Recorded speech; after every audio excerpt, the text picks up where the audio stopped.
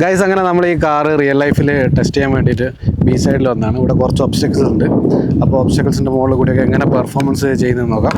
അപ്പോൾ നമ്മൾ റിമോട്ട് ഇവിടെ സെറ്റാണ്. നമ്മളിപ്പോൾ 4 ലോയിലാണ് ഇട്ടിട്ടുള്ളത്. 4 ലോയിൽ ആ ഒരു മിനിമം സ്പീഡിൽ അങ്ങനെ പോകാനുള്ളത്.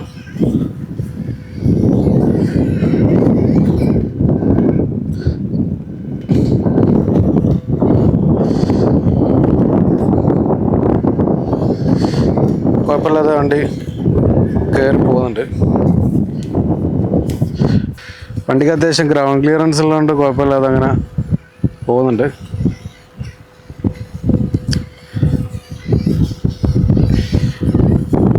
ചെറിയ ചെറിയ കല്ലൊക്കെ വണ്ടി സിമ്പിളായിട്ട് കയറി പോകുന്നുണ്ട്. നമുക്കിത് കയറി നോക്കാം.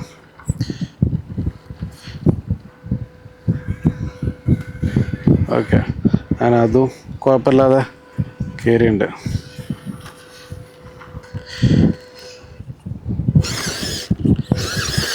ഓൺ റോഡ് ഇതിൻ്റെ പെർഫോമൻസും കാര്യങ്ങളൊക്കെ നോക്കാം. ഇപ്പോൾ 4 ഹൈയിലുള്ളത്.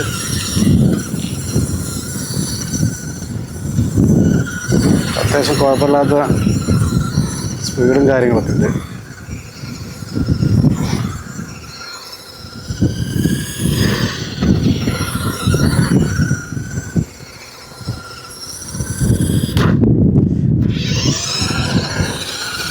നല്ല ബ്രേക്കിംഗ് ആണ് വണ്ടിയുടെ.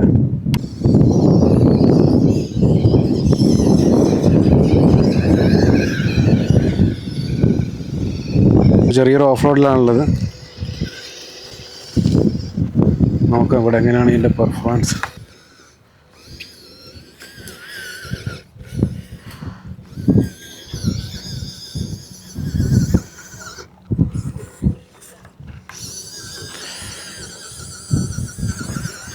ഓ, കുഴപ്പമില്ലാതെ കയറി വന്നു.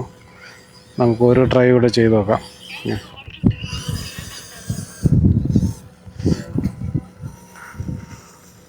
നമ്മൾ വീണ്ടും ഈ സ്റ്റീപ്പ് ഒന്നുകൂടി കയറ്റി നോക്കാം.